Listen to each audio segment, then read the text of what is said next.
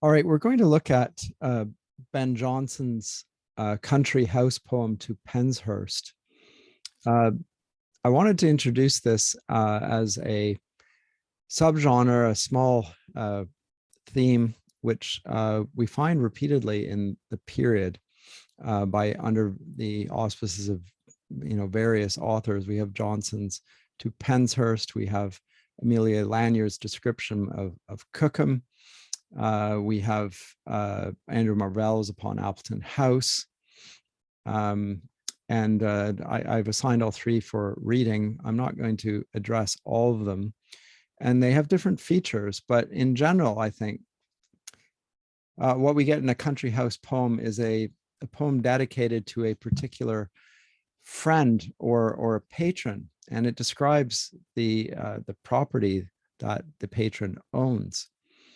And the property, to some degree, reflects the individual that is being commemorated here, or to some degree being lauded. And in the case of Jonson, he is lauding the memory of Penshurst as a place where the Spencer family resides, and it's a famous literary family, which was passed on to Sir William Sidney and his heirs. When Jonson's writing, it's the home of Sir Robert Sidney, who's the younger brother of Sir Philip Sidney, who wrote The Defense of Poetry, among other things, Arcadia, various others. So a famous Renaissance poet himself. And Jonson, by residing there, is commemorating the Renaissance itself and all that's good and great about the Renaissance, and to some degree describing it as something that is natural and very English, and that has emerged as a grand house from a legacy, from a inheritance, and from a tradition, which he really celebrates in the poem. And it is, in a sense, I guess, a loco-descriptive poem, but it's very much not a modern poem, because modern poetry is just like modern philosophy. It's predicated on the premise of doubt, and to some degree, like Chesterton says, that you can't do your duty as a modern unless you curse everybody who made you what you are. In other words, by reviling the past, irrespective of whether you actually owe something to the past. You simply have this postulate of contempt and to some degree doubt over the goodness which you have inherited. That's not what we're going to find in the country house poem. There's going to be something of the love of the country and of nature and the inheritance that's been bequeathed, and the love of mankind that stems from that. And so we're going to look at a series of poems in that vein. But this particular poem, Penshurst, was the estate, as I say, of the Sidney family, and it's in Kent, in the valley, right by the River Medway there, built in the 14th century. So this is an ancient pile, and fortified with chalk and stone, and later added on with stone and brick and so forth, and it's passed on through various families. But what Jonson begins with here is a comparison and it's a comparison to some degree of ancient wealth and ancient virtue and ancient honor and the goodness of tradition, which he's juxtaposing to new houses, which are built for, as he says, envious show. And these would have arisen in Jonson's day because of the enormous wealth that was flowing into Europe from the New World, gold and silver and so forth, which made many in the merchant class of the Elizabethan era very, very rich indeed. And so it allowed for enormous new houses to be built, in some ways far more impressive and ostentatious than Penshurst. And yet Jonson sees virtues in the house that reflect the virtues of the owner of the house and the ancient family. So by praising the house, which he, by the way, personifies and addresses directly a few times, he's really addressing the virtues also of the Sidney family, to whom he is obviously indebted in various ways, but also simply wants to honor for what they represent as an artistic family. Let me read the poem. I'm not going to read all of the country house poems here. I'm just going to deal with two Penshurst because to some degree it's the model of those that follow, although Amelia Lanier's country house poem on Cookham is actually written before Jonson's, which makes it interesting in its own right. But let me share the screen here. Jonson's to Penshurst. Can't neglect to look at this since it is seen as a model of sorts, even though, as I say, Lanier wrote hers before him. And we'll note what I say here at the outset. It's describing Penshurst by what it is not. It is very much its own place. Thou art not, Penshurst, built to envious show of touch or marble, nor canst boast a row of polished pillars or a roof of gold. Thou hast no lantern whereof tales are told, or stair or courts, but stands an ancient pile. And these grudged at art reverenced the while. Thou joyest in better marks of soil, of air, of wood, of water. Therein thou art fair. Thou hast thy walks for health as well as sport, thy mount to which the dryads do resort, where Pan and Bacchus their high feasts have made, beneath the broad beech and the chestnut shade. That taller tree which of a nut was set at his great birth, where all the muses met. There in the writhed bark are cut the names of many a sylvan, taken with his flames, and thence the ruddy satyrs oft provoke the lighter fawns to reach thy lady's oak. Thy copse, too, named of gamage, thou hast there, that never fails to serve thee, seasoned deer, when thou wouldst feast or exercise thy friends.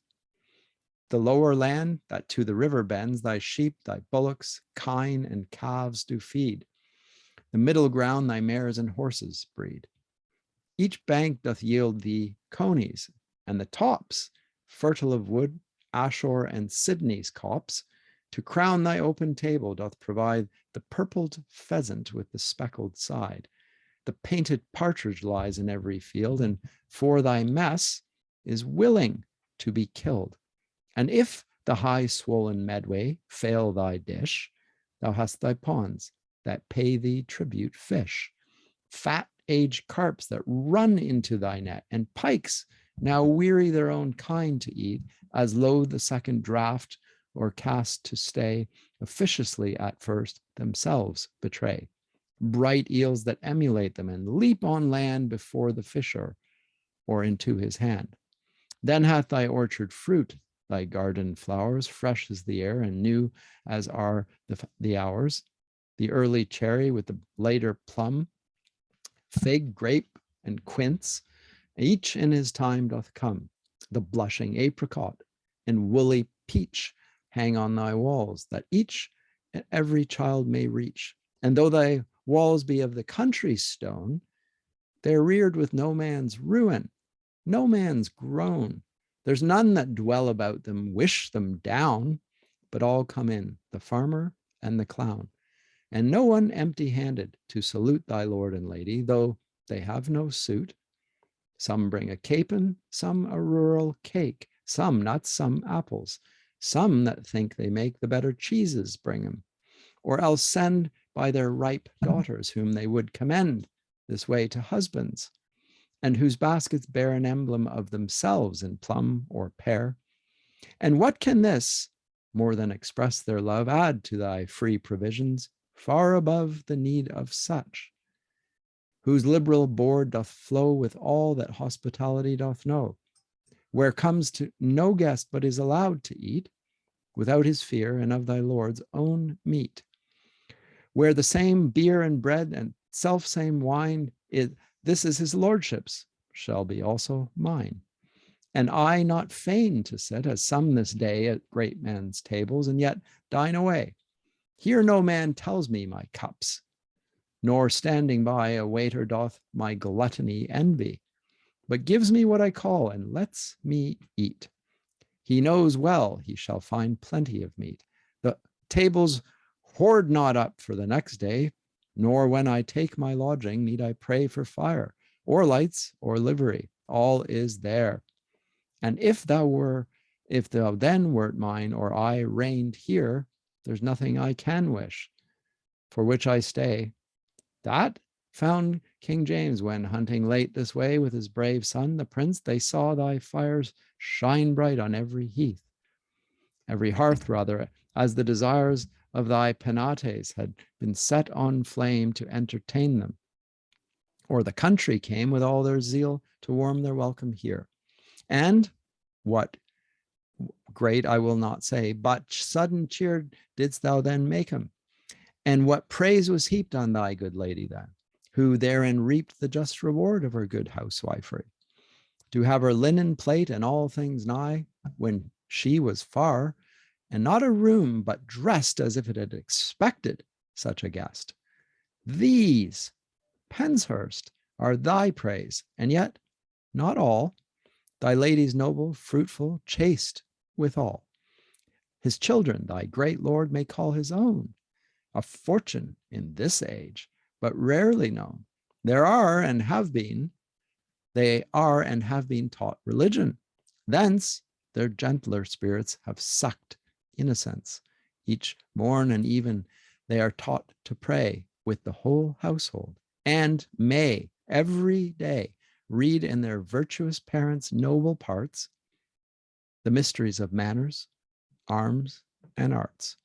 Now, Penshurst, that they will proportion thee with other edifices when they see those proud, ambitious heaps, and nothing else, may say their lords have built, but thy Lord dwells.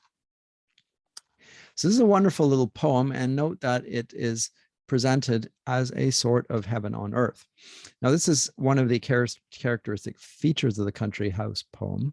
It presents the poem as a sort of Edenic place in which the food comes to those who seek it, in which there's an abundance and a willingness of nature to serve and to serve forth tables full of food. And it expresses rather the themes that are dominant in the poem, represented by these two figures of who?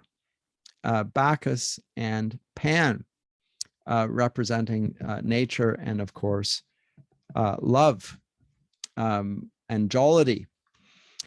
And they are both present in the sense of Penshurst, yet without any of the lasciviousness which is often attributed to these. Unlike the piles that are raised around Penshurst, which are rather more ostentatious and built for envious show, so out of a sinful motivation.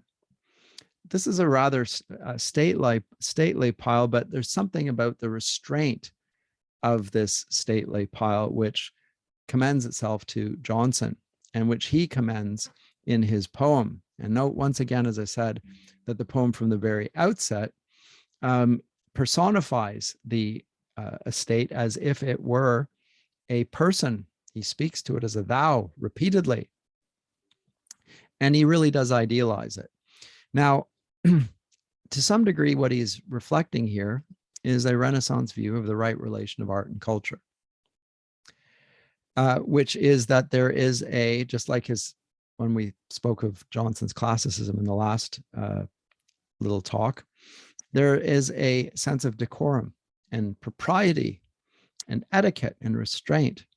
And yet these are not there out of a sense of a lack of abundance, but rather out of a sense of, again, proportion and appropriateness.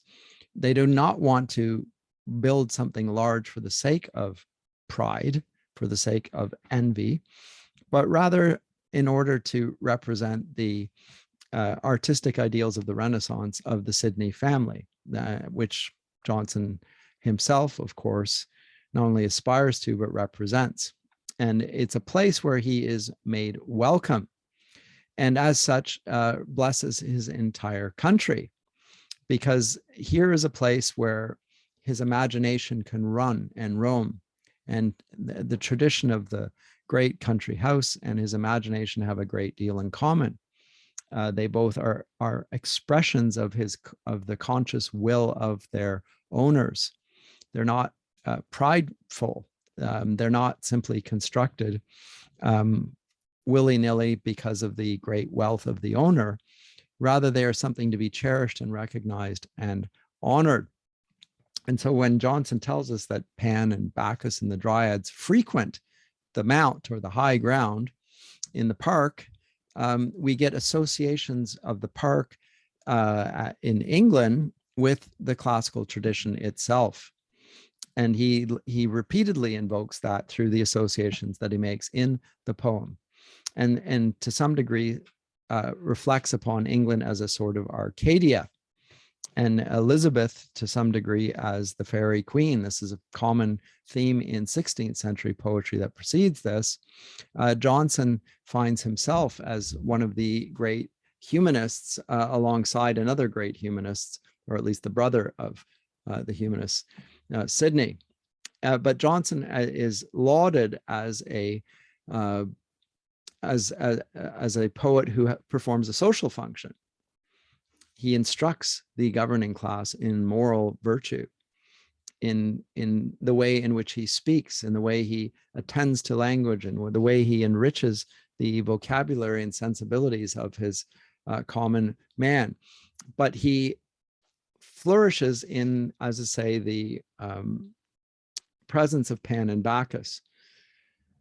The one, as I say, representing the fertility of nature, Bacchus of feasting and drinking, but again, without all the lasciviousness, which is often associated with Bacchus.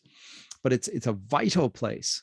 It's a place that is nonetheless not anarchic, not representing the courtly love tradition of disorder and of immorality, but rather of love and energy, and at the same time, order and propriety. And although there is an erotic theme there represented by the names carved into the tree, these are appropriate and result from the love of Penshurst itself. So it's rightly applied love, which is the very thing that holds society together. And these are, to some degrees, a nod to Sir Philip Sidney's own literary works, which are filled with pastoral and amorous themes. So this is terrific stuff. And the second section, which begins around I think it's around line 19, just uses a hyperbole, just comparing nature to the great house. And the great chain of being, which is presented throughout the poem, littered all over the place, acknowledges the order of nature, and to some degree gives deference and pays respect to the lord of the manor. And they actually are willing to sacrifice themselves in order to have this order perpetuate itself, and the goodness represented by this cultured presentation of nature to bless those that come, even King James himself, who chances upon the estate on a hunt with his son and is welcomed as if he had been expected.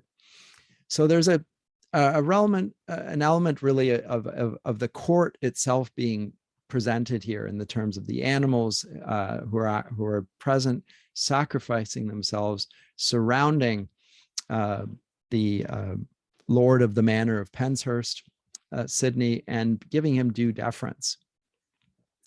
And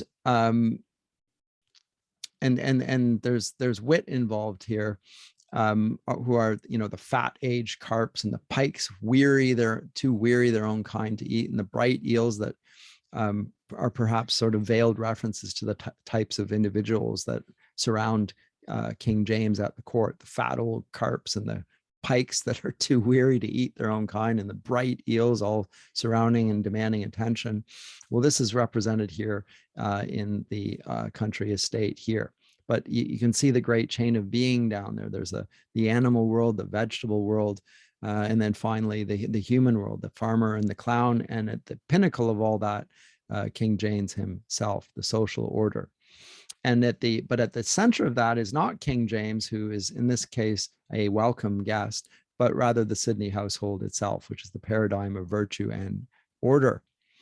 And the Lady Sidney's high housewifery ensures that nothing is wanted and everything is ready for them. So it's a perfect illustration of the traditional society, which is there, that can be grasped and which also can be preserved and passed on to successive generations. So it's a conjunction of moral reality with material reality, which is part of the Elizabethan world picture expressed here. So I think this is a terrific poem. It's a relatively brief treatment, but I think it's sufficient to give you a taste of the poem. But note that above all, that he returns to this comparison at the end, that although the architecture of Penshurst is not quite so elaborate or so ostentatious, that reflects the modesty of its owner and the virtue of its owner. And so there is an implicit criticism of a new sort of home, but also a new sort of man who does not value these things. And Jonson is very much skeptical of the wealth that's flowed into England, which does bring about a terrific transformation, but also to some degree brings with it an element of disorder and a lack of reverence for tradition, and to some degree the arrogance of the nouveau riche, which to some degree Jonson is here gently satirizing. So I think this is a terrific poem in that sense, and encapsulating many of the classical themes that we saw of his earlier poetry, but then applying them to the human order in the form of this grand pile and this estate presented in the poem to Penshurst.